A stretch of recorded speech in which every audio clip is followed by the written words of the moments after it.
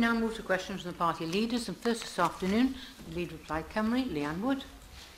Diolch, Llywydd. First Minister, many people are of the view that in order to access rare drugs or treatments that they have to move to England or to other parts of Wales.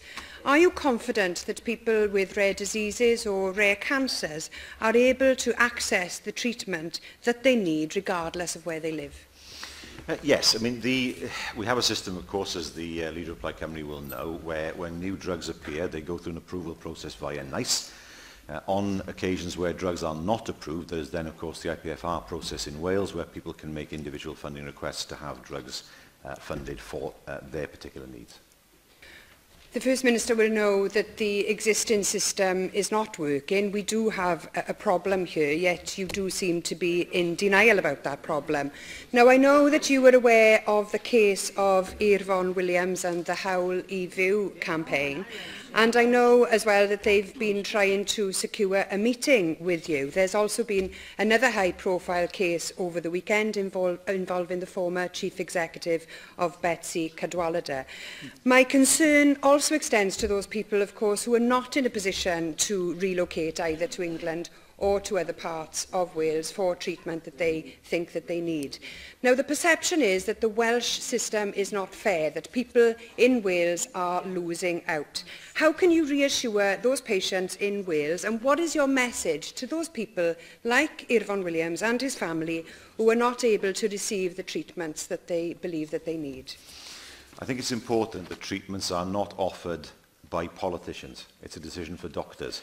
And the IPFR process that we have, of course, is a process where doctors are involved in determining whether drugs are appropriate. It's right to say, of course, that England has a different system in terms of cancer drugs, but we also know that the Cancer Drugs Fund that fewer and fewer drugs are now available through that fund. It's an exceptionally emotive issue. I'm aware, of course, of Mr. Williams' position. It's very difficult for him and, of course, for his family. What I can say is that when it comes to cancer treatment in Wales, approved drugs are rolled out more quickly than they are in England. We know that greater restrictions are being placed on some of the least effective drugs in the Cancer Drugs Fund in England. And indeed, in terms of treatment times in Wales, we are regularly ahead of England. It's very difficult to comment on individual cases because they're very difficult, of course, for the individuals involved and for the families involved. But in terms of access to treatment, we believe that access is fair and equitable. Well, many people, First Minister, do not believe the situation is fair and equitable at all.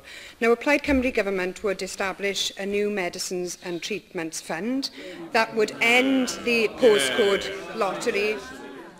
It would end the postcode lottery of unfair treatments, and it would expand the number of treatments that are available to patients in Wales. Now, I'm not clear from your answer, First Minister, whether or not you accept that there's a problem, or whether or not you're prepared to hear from Irfon Williams and the campaigners, or whether or not that you have a solution to this problem at all. So I'll ask you again, do you accept that there is a problem with patients in Wales being treated unfairly?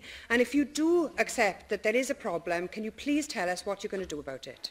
Well, first of all, I think that cancer treatment in Wales is widely available for people. There are some individuals, Mr. Williams is one, who are going through a particularly difficult time. I think that's something that we all appreciate.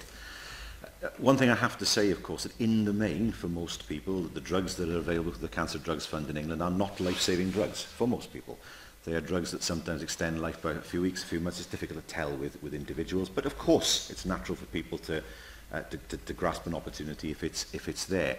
There is a wider issue here, though, and that is, if we are to have a system that ignores NICE and ignores an approvals process, then what's the point of having an approvals process in the first place?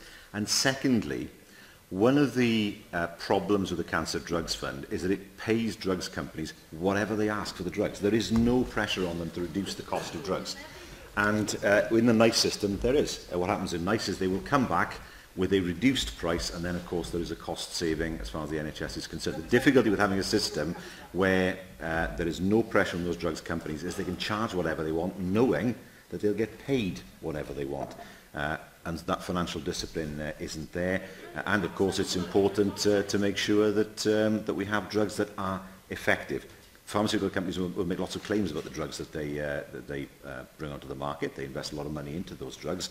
There has to be a process to examine those claims and to see whether the drug is going to be effective for most people in the future.